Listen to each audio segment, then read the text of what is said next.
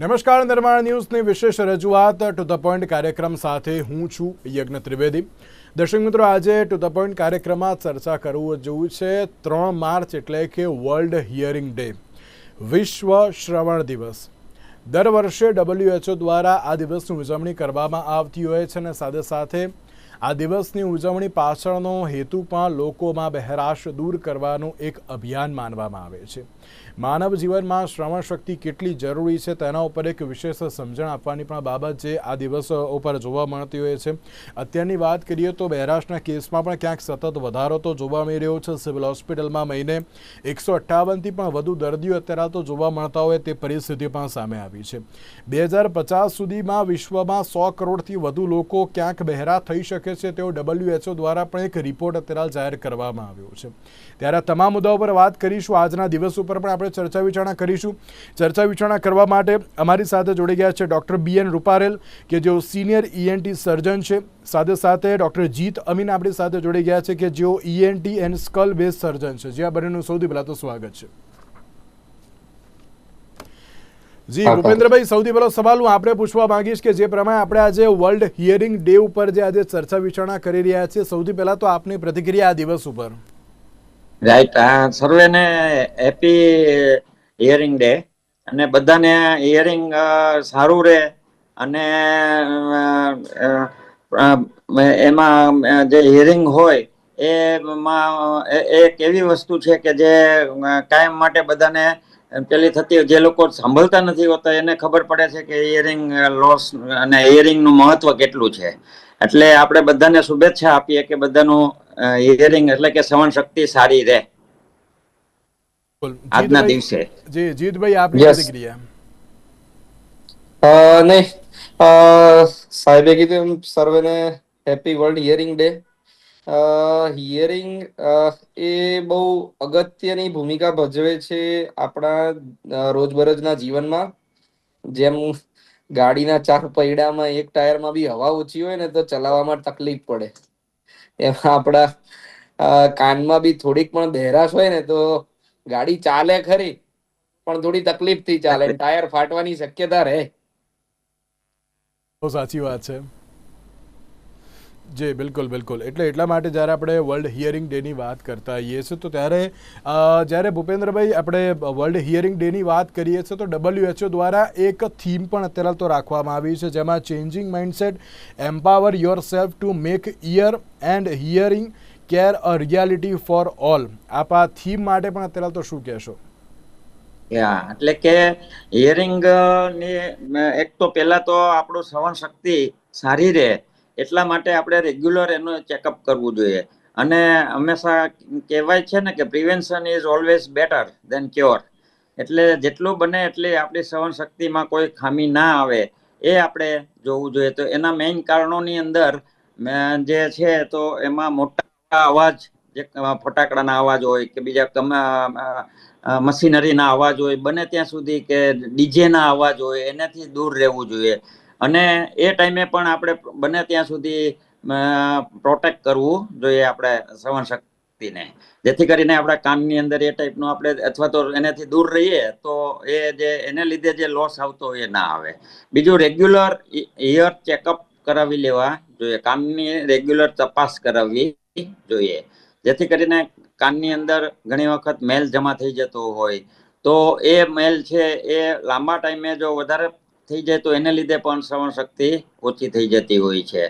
અને કાનની અંદર particularly swimming કરતા હોય કે એ ટાઈમે હોય તો ત્યારે ક્લોરિનેટેડ વોટર અંદર જતું હોય ને ફંગલ ઇન્ફેક્શન થતું હોય તો એ ટાઈમે પણ આપણે ઇયર પ્લગ્સ કે એવું પણ રાખી અને એને આપણે પ્રિવેન્ટ કરી શકીએ છીએ.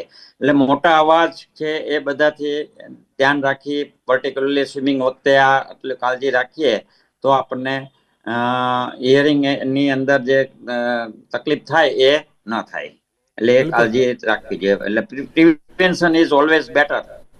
બિલકુલ બિલકુલ સાચી વાત છે ને. અત્યારે હાલ જ્યારે આપણે એમ કહેતા હોઈએ છીએ કે ના કાનની આપણે વાત કરીએ છીએ, શ્રવણ શક્તિની વાત કરીએ છીએ તો ક્યાંક અત્યારે લોકો ટેકન ફોર ગ્રાન્ટેડ પણ લેતા હોય છે કે ના આમાં એવું કંઈ વાંધો નહીં, એમાં કોઈ વાંધો નહીં, આ ભાઈ આપણે અત્યારે હાલ આપણે આપણી રીતે અત્યારે બધું સારું કરી નાખીશું, આ તો શું સવાર ઉઠ્યા એટલે પેલું કાન શું આપણે સાફ આપણી રીતે કરી નાખ્યા એટલે વાંધો નથી આવતો, એવું પણ ક્યાંક લોકો વિચારતા હોય છે. જીતભાઈ, આપ તેને લઈને પણ શું કહેશો?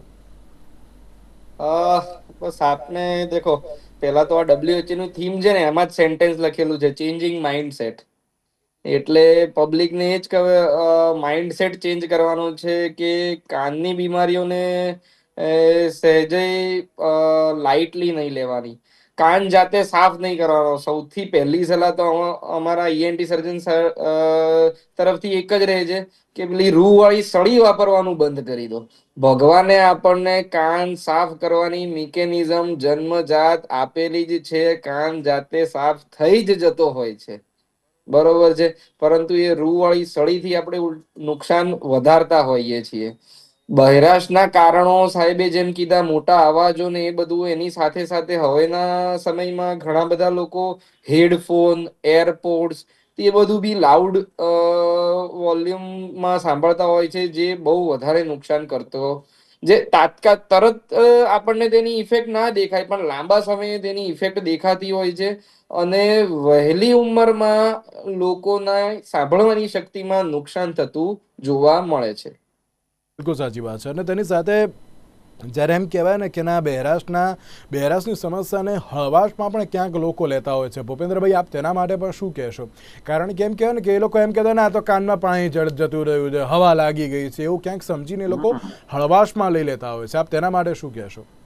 એટલે કાનની રેગ્યુલર તપાસ કરવી જોઈએ. સાથે સાથે કાનની અંદર જે ઇન્ફેક્શન લાગતું હોય છે, એટલે કે ઘણાને કાનની અંદર પડદા તૂટી જતા હોય છે અને જે ને લીધે બેરાશ આવતી હોય છે, એ પણ એના માટે પણ રેગ્યુલર ચેકઅપ કરાવવી લેવું પડે. અને જો કાણા એ ટાઈપના હોય અથવા તો એને લીધે જો બેરાશ હોય તો એની સર્જરી પણ થતી હોય છે અને સર્જરી કરાવી લેવી પડે. ઉપરાંત રેગ્યુલર ઓડિયોલોજીનો જે તપાસ થતી હોય છે, એ તપાસ પણ જે લોકોને બેરાશ હોય એમને કરાવવી પડે, જેથી કરીને કઈ ટાઈપની બેરાશ છે અને એનું કઈ રીતનું નિવારણ કરવું જોઈએ એનો પણ ખ્યાલ આવી શકે, જેથી કરીને શ્રવણ શક્તિ સારી રહે અને વાંધો ના આવે. આ પણ એક બહુ જરૂરી બાબત છે કે ભાઈ કાનના જેને રસી આવતી હોય તો એમને પણ રેગ્યુલર તપાસ કરવી જોઈએ. કોઈને બેરાશ હોય, કાનની અંદર ખંજવાળ આવતી હોય તો જેમ સાહેબે કીધું એમ કે કાનને વેક્સ છે સાફ એમને ન કરવા જાય તો ઘણાને મોટા ભાગે અમે ઘણા પેશન્ટો આવતા સાહેબ સાફ કર્યા પછી એમને લોહી નીકળવા માંડે છે, કારણ કે અંદર ખંજવાળ આવતી હોય એટલે એટલી અંદર સળી કોતરે કે એનાથી ઘણીવાર પડદા પણ તૂટી જતા હોય અથવા કાનની જે નળી હોય એની અંદર ઇન્ફેક્શન લાગી જતું હોય અને પછી આ બધા આગળ પ્રોબ્લેમ થતા હોય છે. એટલે એ બને ત્યાં સુધી ના કરવું જોઈએ. અત્યારના સમયમાં બહેરાશના કેસમાં સતત વધારો જોવા મળી રહ્યો છે, તો આપ તેને લઈને પણ શું કહેશો? હા, બહેરાશના સર ઘણા લાંબા સમયથી બહેરાશના પેશન્ટો તો જોવા મળે જ છે, પણ પહેલાના સમયમાં બહેરાશના પેશન્ટો બે પ્રકારે જોવા મળતા હતા. પેશન્ટોને ક્યાં કોઈ રોગનું ચેપ લાગ્યો હોય અથવા તો મોટી ઉંમરના વ્યક્તિઓને ઉંમરના હિસાબે જે બહેરાશ આવે કે ભાઈ સાંભળવાની નસ સુકાય કે તેનાથી બહેરાશ આવતી હોય છે. પણ હાલના સમયમાં નાની ઉંમરના વ્યક્તિઓ, 50 વર્ષથી નાના, ઇવન 20 થી 30 વર્ષની ઉંમરના પણ ઘણા પેશન્ટો આવતા હોય છે અને ફરિયાદ કરતા હોય છે કે સર મને એક કાને ઓછું સંભળાય છે.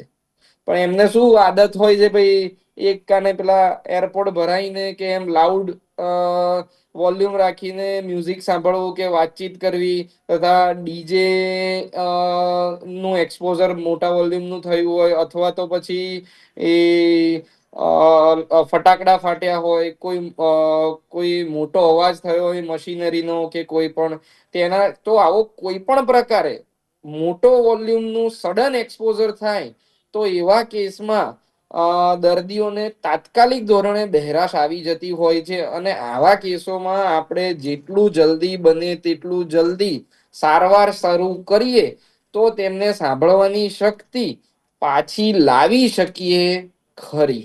પણ લોકો આવી પરિસ્થિતિને લાઈટલી લઈને તાત્કાલિક ધોરણે ડોક્ટરની પાસે જતા નથી હોતા ને જેટલું લેટ કરે છે તેટલું સાંભળવાનું પાછા આવવાની શક્યતા ઓછી થતી જાય છે. આ તરત સાંભળવાનું sudden hearing loss is a medical emergency. જેમ નથી કેતા કે ભાઈ 5 મિનિટ વહેલા લાયા હોત તો કે આપણે બાયપાસ ના કરવી પડે, એન્જિયોપ્લાસ્ટી કરી દીધી હોય, સ્ટેન્ટ બેસાડી દીધું હોય. આમાં પણ એ જ પ્રકારનું છે, દર્દી જેટલો વહેલા આવે તેટલું આપણે સારવારથી એને સાંભળવાનું પાછું લાવી શકીએ. બિલકુલ બિલકુલ સાચી વાત છે. અને તેની સાથે ભૂપેન્દ્રભાઈ, જ્યારે બાળકોની વાત કરીએ તો બહેરાશના જે કેસ વધ્યા છે જેમાં બાળકોની સંખ્યા પણ અત્યારે તો ક્યાંક વધી ગઈ છે અને બહેરાશની સમસ્યાને ક્યાંક અવગણી રહ્યા છે અમુક લોકો, કે જેના કારણે બાળકોનો વિકાસ પણ રૂંધાઈ શકે તે પરિસ્થિતિ પણ સામે આવી છે. આપ તેને લઈને પણ શું કહેશો? હા, તો બાળકોમાં મેઇનલી એડિનોઇડ એક હોય છે, જે જે તાળવા પાછળ એક કાકડો હોય છે, એને લીધે વારંવાર બાળકોને શરદી ને એ રહેતું હોય છે. અને એની આજુબાજુમાં જ કાનની જે નળી હોય છે એ નળી ઉપર સોજો આવી જાય, અને નળી ઉપર સોજો આવે એટલે નળીના ફંક્શનની અંદર તકલીફ થાય, એટલે અંદર જે હવા મળવી જોઈએ કાનના પડદા પાછળ એ મળવાની ઓછી થઈ જાય, એટલે પડદા ઉપર ખેંચાણ થાય ને એ ખેંચાણને લીધે અંદરથી એક શરદીનું પાણી ટપકા કરે, જે ગ્લુ તરીકે કહેવાય, એ વધતું જાય. પછી લાંબા ગાળે એમને બેરાશ ઘણી વધતી જાય છે. એટલે શરદી છે કે નાક બંધ થઈ જવું કે આવું હોય તો નાના છોકરામાં તાત્કાલિક એની સારવાર કરી લેવી પડે. એની અંદર જો મોડું કરવામાં આવે અથવા રેગ્યુલર સારવાર ના કરે તો આ જે છે એ આગળ વધતું જાય અને નાના છોકરામાં બેરાશનું કારણ વધતું જાય છે. અને એને પણ ટ્રીટમેન્ટ સારી રીતે કરે તો સર્જરીમાંથી બચી જવાય, નહીતર પછી અંદર સર્જરી કરી અને એ જે છે અંદરનું પાણી કાઢી નાખવું પડે અને એક નાની એવી ટ્યુબ, જેને ગ્રોમેટ ટ્યુબ કહેવાય, એ મૂકવી પડે. એટલે આમાં પણ નાના બાળકો માટે એ ખાસ જરૂરી છે કે એમને તાત્કાલિક શરદી કે એવું થાય તો એને તાત્કાલિક મેડિસિનથી જ કંટ્રોલમાં આવે એવું જેમ સાહેબે કીધું એમ કે એમાં ઢીલ ન કરવી જોઈએ કોઈ પણ બાબતમાં, કે ભાઈ આ 2 દિવસ પછી જશું, 3 દિવસ પછી જશું, તો એમાં વધતું જાય અને પછી સર્જરી આવી શકે. બિલકુલ બિલકુલ સાચી વાત છે. અને જીતભાઈ, અમુક ડિસેબલ સુધીનો જ અવાજ સાંભળવો તેવી પણ એક બાબત સામે આવી છે, તો કેટલા ડિસેબલ સુધી અત્યારે તો અવાજ સાંભળવો જોઈએ? આપણી નોર્મલ હિયરિંગ કેપેસિટી એ અમે જે રિપોર્ટ કરીએ એને ઓડિયોમેટ્રી કહીએ, એમાં normal hearing range is up to 35 decibel. આપણે કોઈ પણ વોલ્યુમ 75 ડેસિબલ કે એનાથી વધારે ડેસિબલ નો સાંભળીએ એ કાનને નુકસાન કરતો જ હોય છે. કોઈ પણ ડીજે નો 75 to 80, it is not 85, 75 to 80. પણ કોઈ પણ ડીજે નો સાઉન્ડ, ડીજે અથવા ક્લબ, મોટા ફટાકડા, એ બધાનો જ અવાજ મોર દેન 100 ડેસિબલ, મોર દેન 120 ડેસિબલ જોવા મળતો હોય છે. બિલકુલ બિલકુલ. અને જીતભાઈ, સાથે એમ કહેવાય ને કે ના દરેક લોકોને એક એવી આમ આદત હોય છે કે, અને એમાં પણ સ્પેસિફિક હું વાત કરું યુવાઓને, કે એ લોકો ઇયરફોન જેમ કે ને કે કાનમાં લગાવીને પછી સૂઈ જતા હોય છે. એક એવી ખરાબ ટેવ પણ અત્યારે તો જોવા મળતી હોય છે. આપ તેને લઈને પણ શું કહેશો? હા, દેખો, પહેલા તો ઇયરફોન કાનમાં ભરાવીએ ને એટલે બહેરાશ, એટલે વધારે વોલ્યુમ થી બહેરાશ તો આવવાની જ છે. તેની સાથે સાથે કાનની જે બહારના ભાગની નળી હોય ને એ કન્ટિન્યુઅસ આપણે ત્યાં ઇયરફોન હેડફોન ભરાયેલા રાખીએ ને તો તેમાં પણ ફંગલ ઇન્ફેક્શન થવાના ચાન્સ રહે છે. અને એ ઇન્ફેક્શન ત્યાંનું ત્યાં લાંબા સમય સુધી પડી રહે તો કાનની અંદરની ચામડીને પણ નુકસાન કરે અને પડદામાં કાણું પણ પાડી શકે છે. એટલે લાંબા સમય સુધી તમારી જોબ હોય તો તમે એકદમ જરૂરી હોય તો ઓવર ધ ઈયર જે મોટા હેડફોન આવે તે અમુક સમય પૂરતા વાપરો. કાનની અંદર મૂકવાના જે ઇયરફોન, હેડફોન, એરપોડ્સ એ બધું હોય છે એ તો જેટલો યુઝ ના કરીએ તેટલું જ આપણા માટે સારું.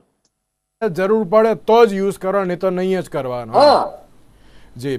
હું તો અમારા ત્યાં રૂટીન પેશન્ટ આવતા હોય છે ને એમને ચોખ્ખી જ સલાહ, એ મને કહે કે સાહેબ અમારે તો નોકરી જાય છે, અમારે એના વગર તો કઈ રીતે ચાલે, તો હું એમને કહું જ છું કેમ સ્પીકર પર વાત નથી થતી આપણાથી?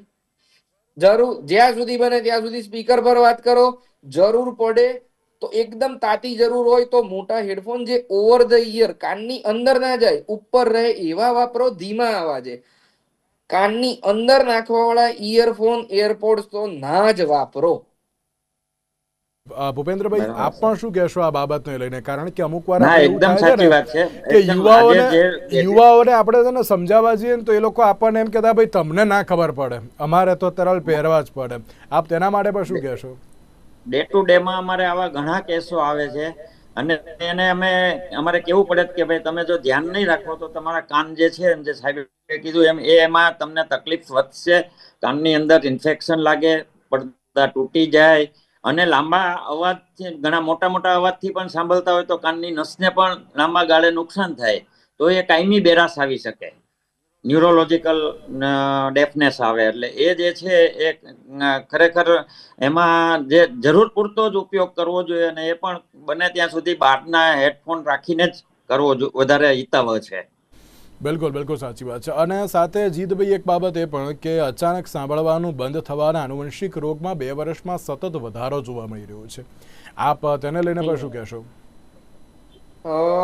અચાનક સાંભળવાનું બંધ થવું તેનો મોસ્ટ કોમન કોઝ, મુખ્ય કારણ સડન લાઉડ સાઉન્ડ એક્સપોઝર, મોટા અવાજનું એક્સપોઝર. આવું થાય ત્યારે તરત સાંભળવાનું ઓછું થતું હોય છે. તેમાં પણ જો કોઈ વ્યક્તિને ઓલરેડી ડાયાબિટીસ કે તેવો કોઈ રોગ, ક્રોનિક બીમારી હોય તો તેવા વ્યક્તિને આવી તકલીફ થવાની સંભાવના વધારે હોય છે. જી બિલકુલ. અને આવા વ્યક્તિઓને જેટલી જલ્દી સારવાર, 5 વાગે થયું છે ને 5:15 સારવાર ચાલુ કરીશું ને જેટલો ફાયદો આપણે આપી શકીએ તેટલો ફાયદો 5:30 સારવાર ચાલુ કરીશું તો નહીં આપી શકીએ. અચ્છા, ઓકે. અને એકવાર 48 કલાક ક્રોસ કરી દીધા પછી તો તે ઘણા સારવાર ના થાય એવું નહીં, પણ પછી તેમની શ્રવણ શક્તિ પાછી લાવવી એ બહુ અઘરી થઈ જતી હોય છે, અને કદાચ ના પણ આવે.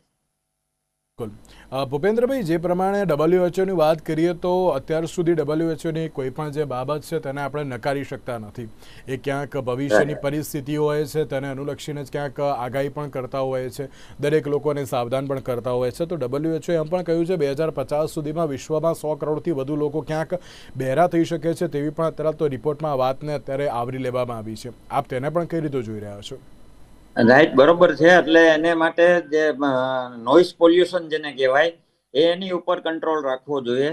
દરેક વ્યક્તિએ પોતાનું, આપણે પહેલા જ કીધું એમ, પ્રિવેન્શન માટે ધ્યાન રાખવું જોઈએ, અને ખાસ કરીને રેગ્યુલર ચેકઅપ પણ કરાવવું જોઈએ.